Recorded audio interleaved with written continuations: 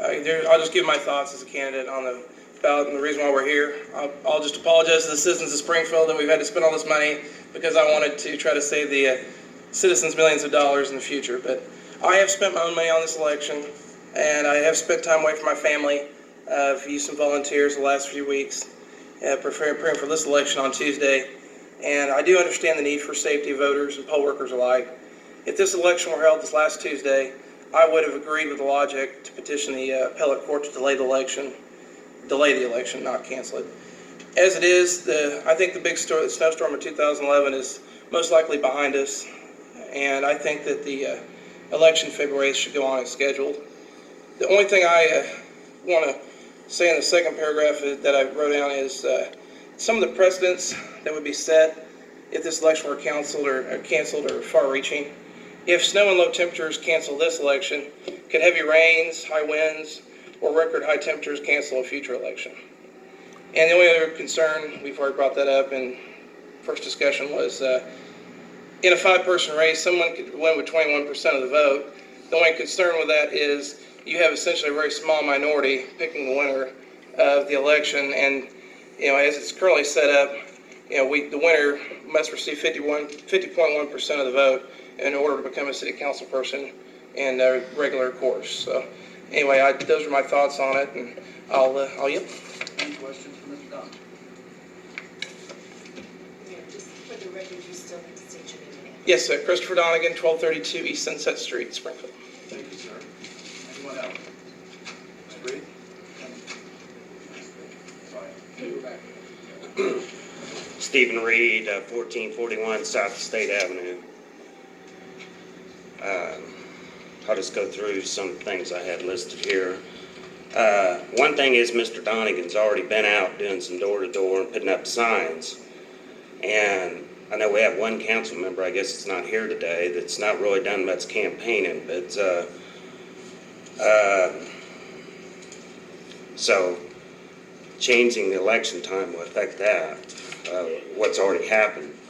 The art walk for tonight, I just heard this morning, is not canceled. The art walk's going on.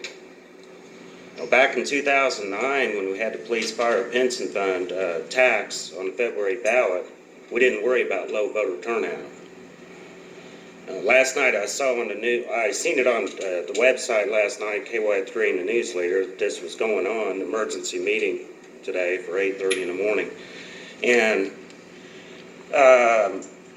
I understood him to say that it was $75K that it would save if we didn't have this election. Now, I heard an interview, if I understood right, with the mayor on KTTS that said it could save $150,000. These, so let's go to the idea that some people don't like February primaries. Well, it's the charter. That's the way it is. If people don't like it, they need to get a petition going. They need to go through the petition process. They need to put it on the ballot. They need to change the charter. If they don't like elections, then, everybody complains, oh, how much it costs for an election? Hey, if you don't like elections, I'd move to China. That's what I'd do, probably. How can it really cost? I think it costs $75 a poll worker, and I don't know, Richard knows how many there is in all the polling districts.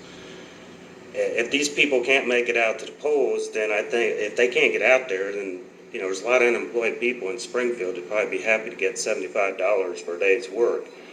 It's supposed to be 38 Saturday. A lot of these roads are going to melt off. We could just cancel, I guess, the April elections and appoint council members. I mean, where's it going to end?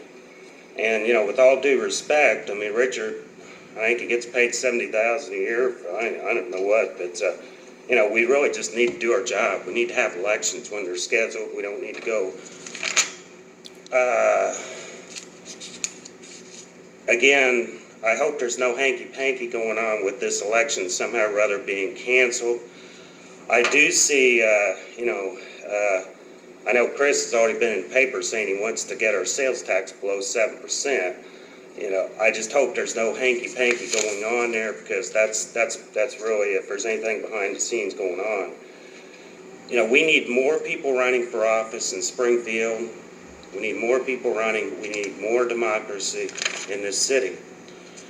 The city attorney says that this is, first said we've been talking about this for 2 weeks. I'm not sure when it really started, this discussion. The idea that we need to have four-wheel drives taking people to the polls. I mean, what's next? Do we need tanks taking them to the election, to the polling places? I don't know. Hey, if we're talking about having a low voter turnout, that's, I guess I put down tough. I mean, it's tough. I mean, if we have low voter turnout, what we gonna do? Say every election's low and we're just gonna cancel all elections?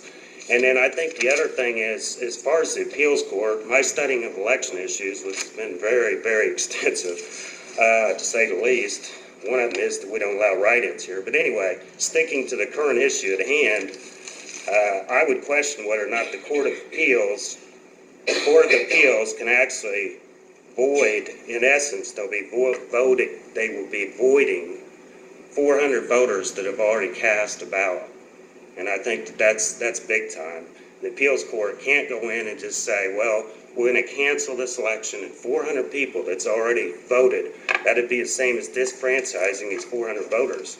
And the appeals court can't do that. I mean, they can do it, but it's not legal in my. And I think the other thing is, the other option, and I've studied the weather since I was 8 years old, and if another storm hits Tuesday, the other options, yeah.